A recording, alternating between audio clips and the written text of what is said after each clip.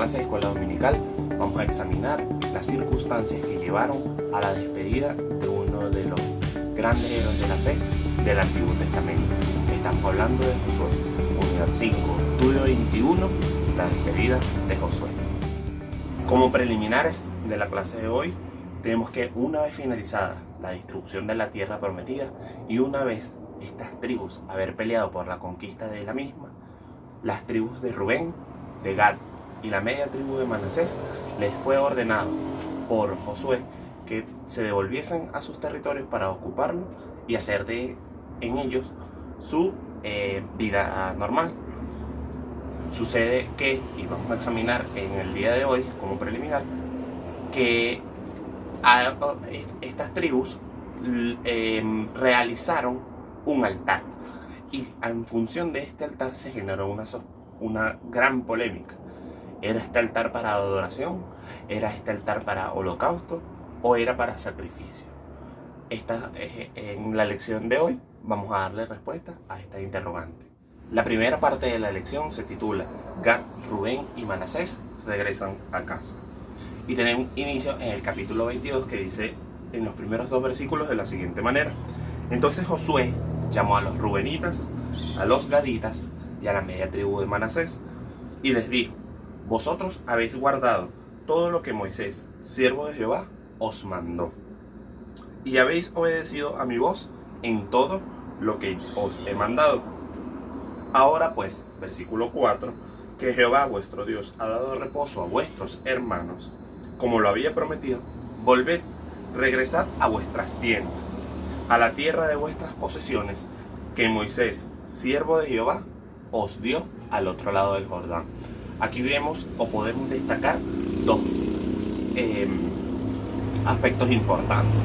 El primero, el liderazgo que aún ostentaba Josué dentro del pueblo hebreo, aún siendo bastante avanzado en edad.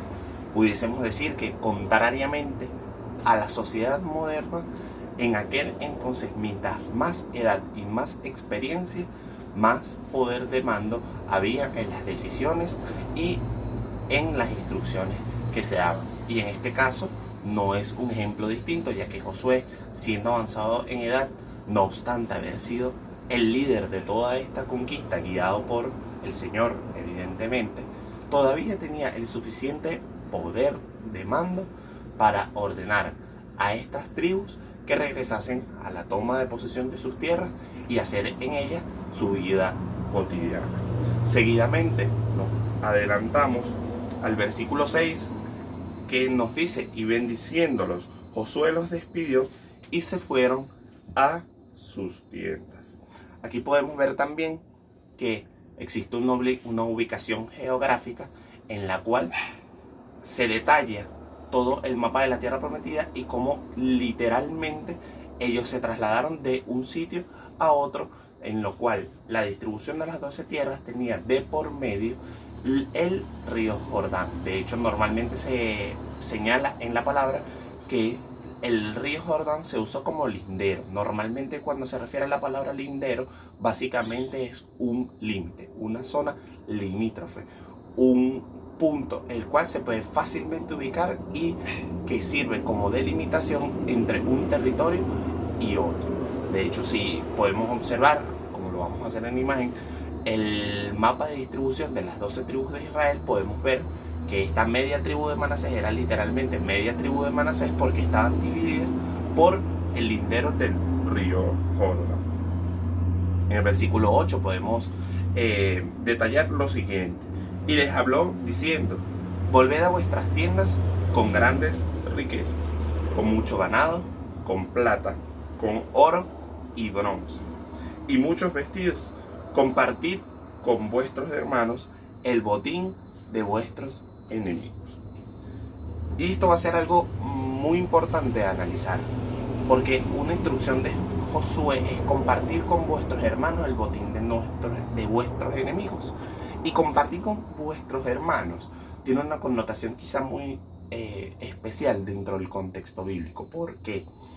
Porque ya más adelante vamos a observar que esta tribu rubenita, gadita y la media tribu de Manasés tenía miedo de dejar de ser hermanos, de que futuras generaciones no considerasen o no les considerasen como hermanos, precisamente por este punto limítrofe del río Jordán. ¿Dónde comienza la polémica? Lo que queremos realmente estudiar. Ya tenemos claro que los rubenitas, los gaditas y la media tribu de Madián les fue ordenado retomar sus territorios. Pero ellos, en el versículo 9, se volvieron, separándose de los hijos de Israel desde Silo, que está en la tierra de Canaán, para ir a la tierra de Galaad, a la tierra de sus posesiones, de la cual se habían posesionado conforme al mandato de Jehová por conducto de Moisés. Y llegando a los límites que están en la tierra de Canaán, los hijos de Rubén y los hijos de Gad y la media tribu de Manasés edificaron allí un altar junto al Jordán, un altar de grande apariencia. Dicen o registra la escritura, un altar de grande apariencia. Realmente se hace mucho énfasis en que este altar era bastante grande, bastante majestuoso y sobre todo muy fácil de ver y de apreciar. Entonces la pregunta que surge, volvemos a la misma pregunta preliminar: ¿para qué era este altar? ¿Qué objeto tuvieron estas tribus para realizar o construir este altar? ¿Era para holocausto? ¿Era para sacrificio? ¿Era un intento de adoración a otros dioses?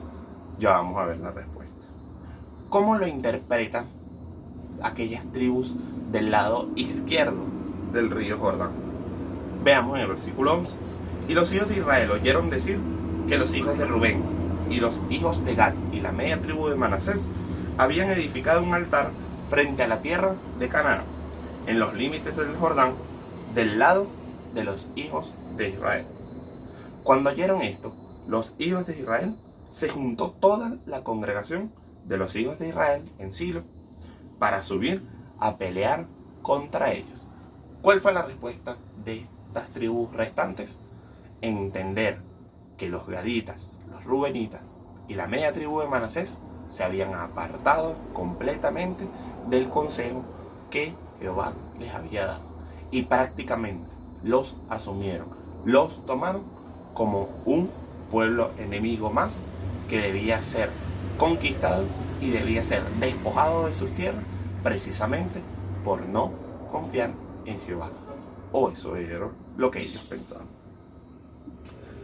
Para ello, para poder solucionar esta disputa, nos narra el versículo 13 que enviaron los hijos de Israel a los hijos de Rubén y a los hijos de Gad, es decir, a la ubicación donde ellos estaban, a Finees o Fineas, hijo del sacerdote Eleazar, es decir, nieto de Aarón,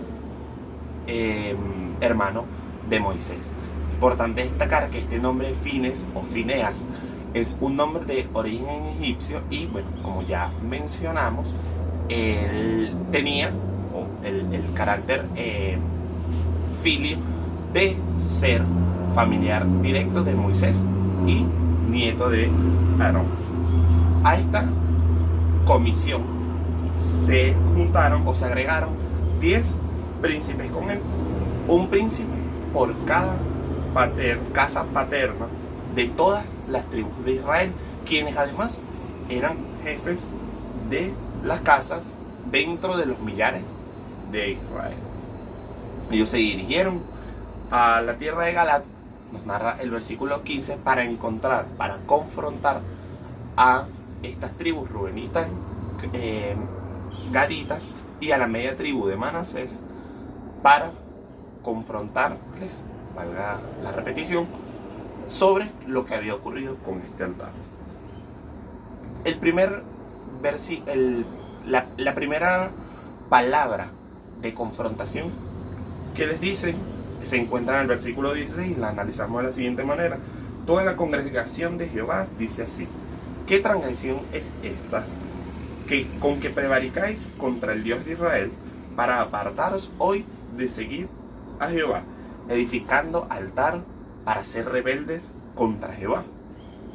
¿No ha sido bastante la maldad de Peor de la que no estamos aún limpios hasta este día, por lo cual vino la mortandad en la congregación de Jehová. Que recordar en este punto que se está haciendo también un recuento histórico. Cuando él le pregunta,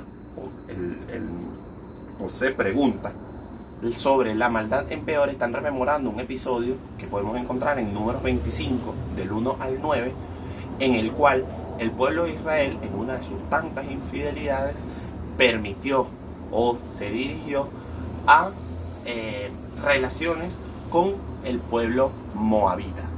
Hay que recordar que en este episodio Finés también tiene una importante aparición en el cual él hiere y mata con lanza a aquella moabita que estaba dispuesta a cohabitar con un israelita dentro de una tienda, y así se pudo subsanar la traición que en aquel entonces se había hecho al mandato que había dado Jehová. Versículo 18. Para que vosotros os apartéis hoy de seguir a Jehová, vosotros os rebeláis hoy contra Jehová, y mañana se airará él contra toda la congregación de Israel. Si os parece que la tierra de vuestra posesión es inmunda, pasaos a la tierra de la posesión de Jehová, en la cual está el tabernáculo de Jehová, y tomad posesión entre nosotros. Pero no os rebeléis contra Jehová, ni os rebeléis contra nosotros, edificándoos altar, además del altar de Jehová, nuestro Dios.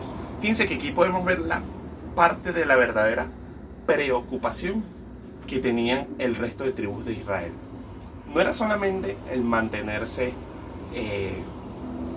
comprometidos únicamente con la adoración a Jehová, sino además no permitir que Jehová, al rebelarse en esta ira que ellos presuponían que él podía tener por ser un Dios fuerte y celoso, también ellos quedasen fuera de su protección. Entonces fíjense que la preocupación no era tanto, o no era únicamente por lo que pudiese pasar con la adoración que dedicaran los rubenitas, los gaditas y la media tribu de Manasés, sino también por preocuparse por el resto del pueblo que pudiese quedar desamparado por aquello que ellos presuponían que era adoración a otros ídolos, y que causase que todo el pueblo hebreo quedase fuera del amparo de Jehová.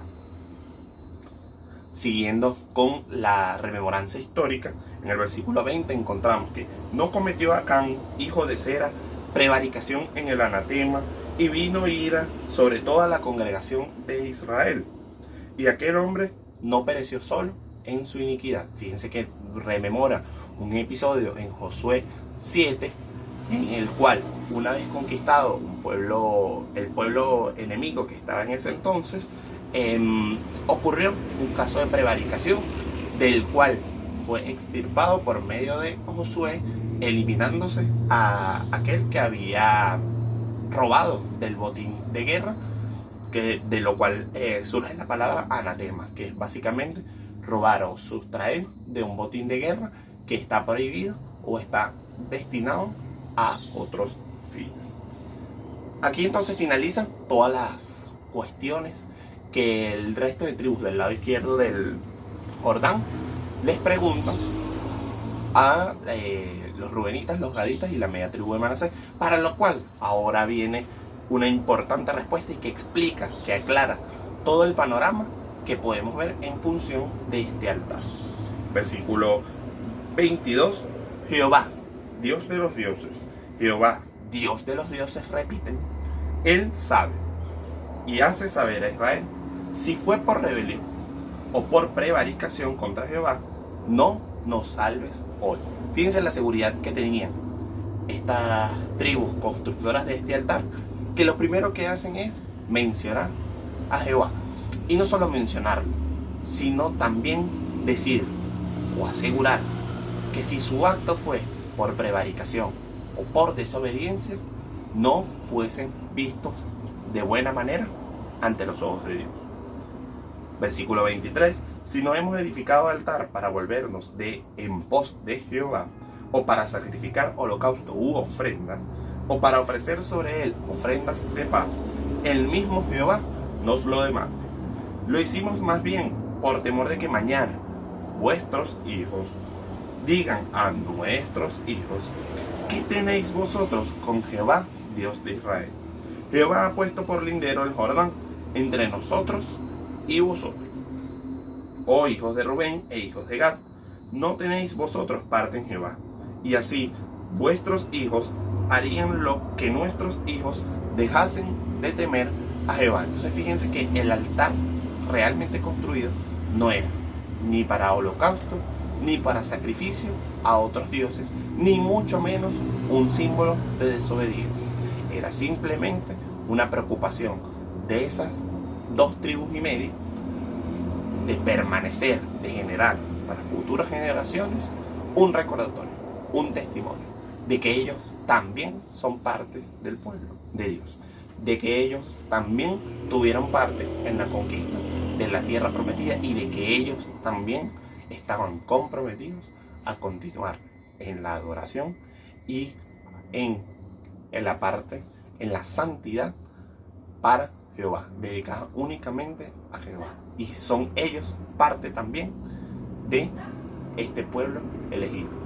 La segunda parte de la lección del día de hoy se titula Josué invita a la rededicación. La vamos a empezar a estudiar desde el capítulo 24, los primeros 15 versículos. Narra la palabra que reunió Josué a todos los ancianos, a todos los líderes del pueblo de Israel en Siquem.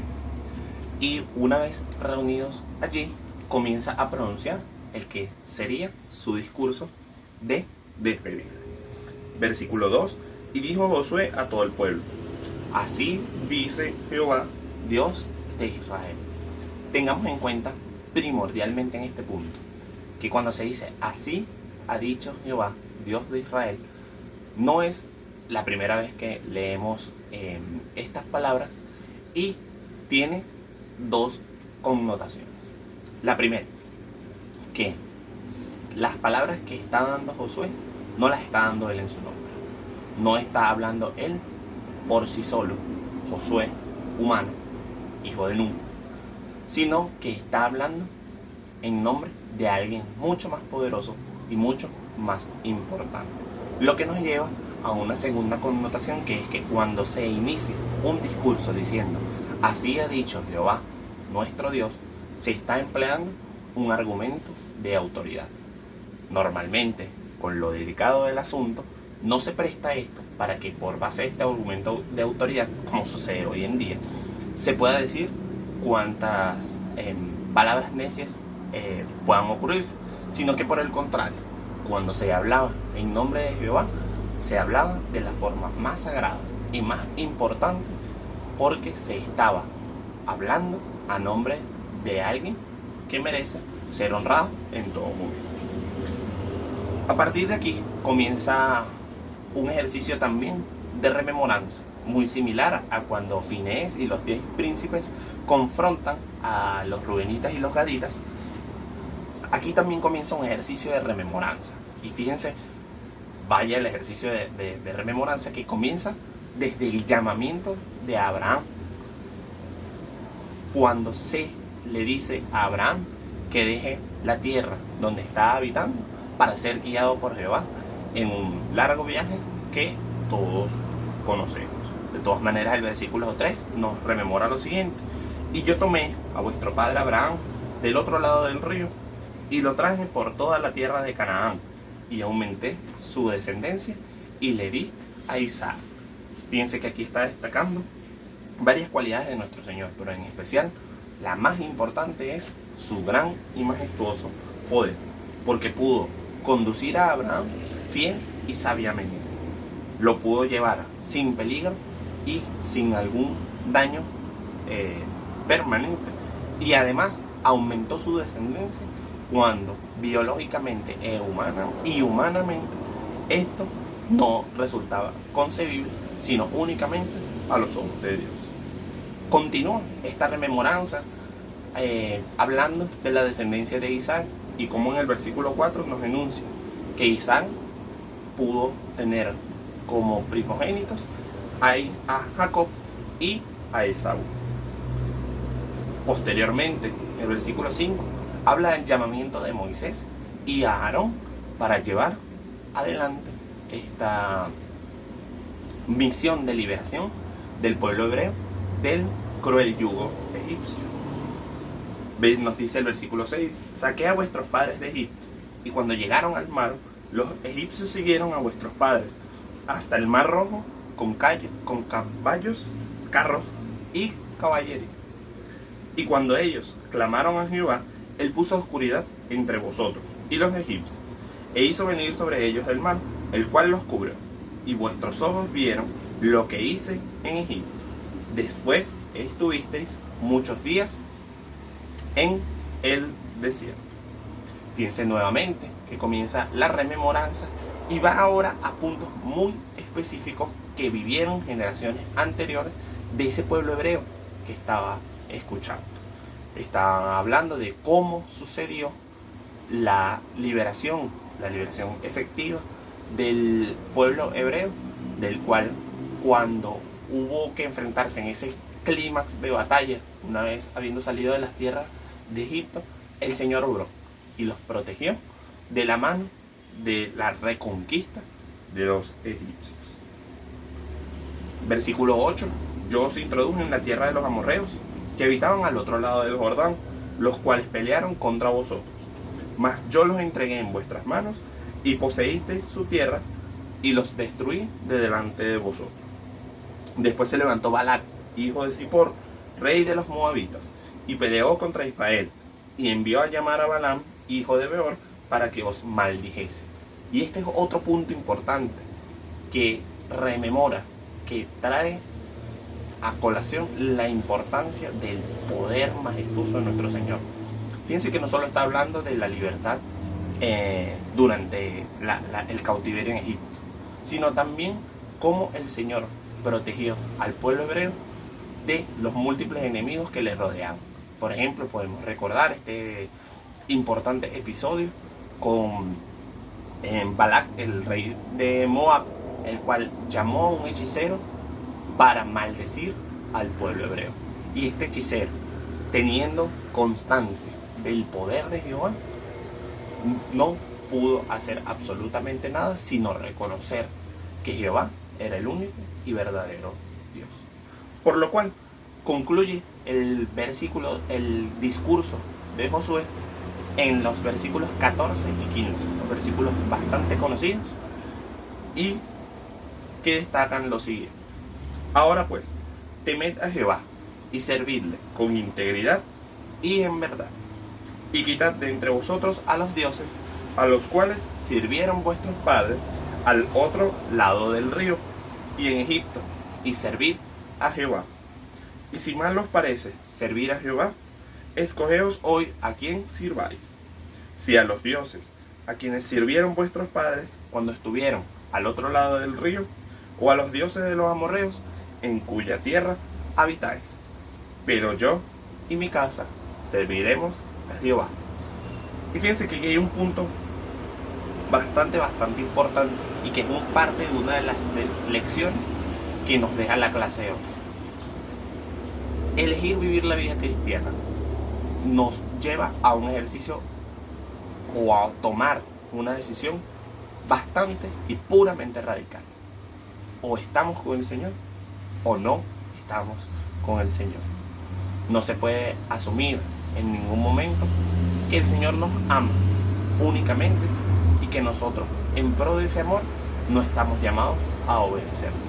Si entendemos realmente que el Señor nos ama, nos provee, nos cuida y vela de nosotros en cualquier situación, también debemos entender que el Señor, siendo fuerte y celoso, demanda de nosotros santidad, demanda de nosotros compromiso y demanda de nosotros total obediencia. La tercera parte de la lección del día de hoy se titula La respuesta del pueblo a Josué. ¿Qué tenía que decir el pueblo luego de este gran discurso, luego de esta impresionante rememoranza a esas palabras de Josué? ¿Qué debía decir el pueblo?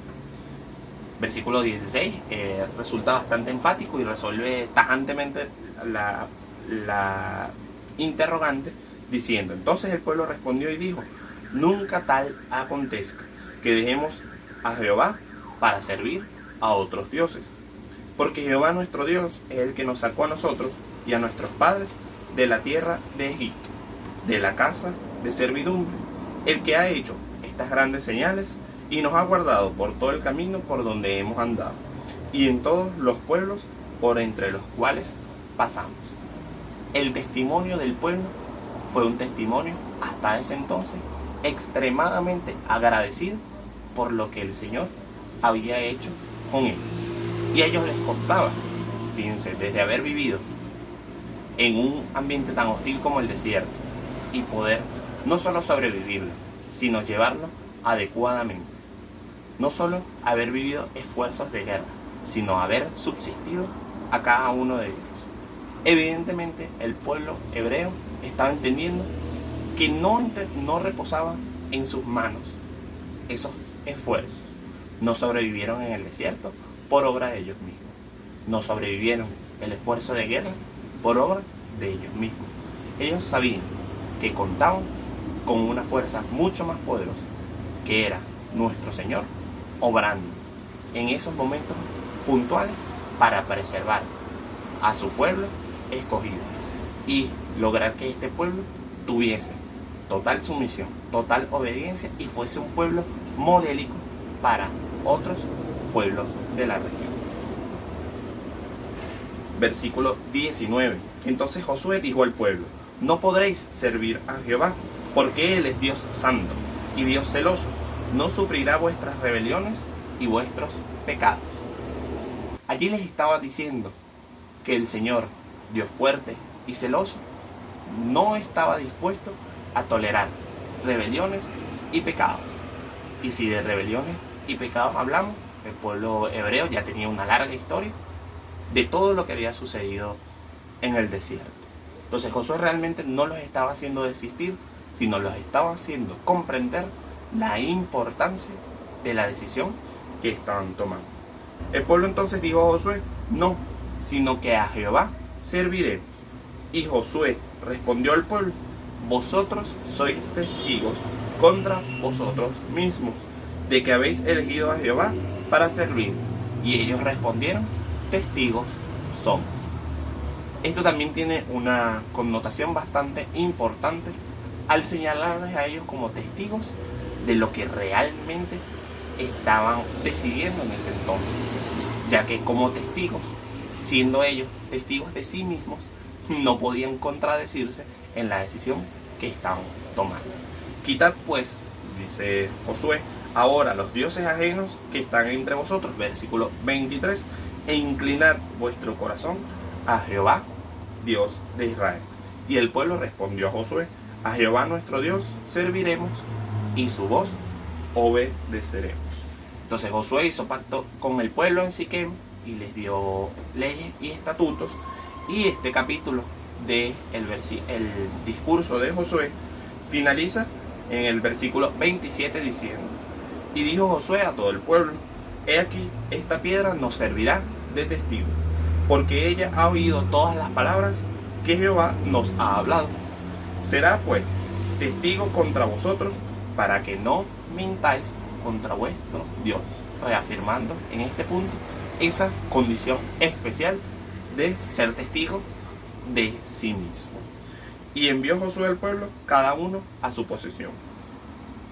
Valga destacar que este pacto o esta piedra fue llamada Ed, porque la palabra Ed significa testimonio, y justamente en este punto era la idea que se estaba enfatizando: ser testigo, ser testimonio de la decisión de fe que había tomado el pueblo hebreo. Valga una aplicación bastante importante para el día de hoy, en el cual, viviendo Venezuela los momentos que vive, también el Señor ha estado cuidando de su pueblo.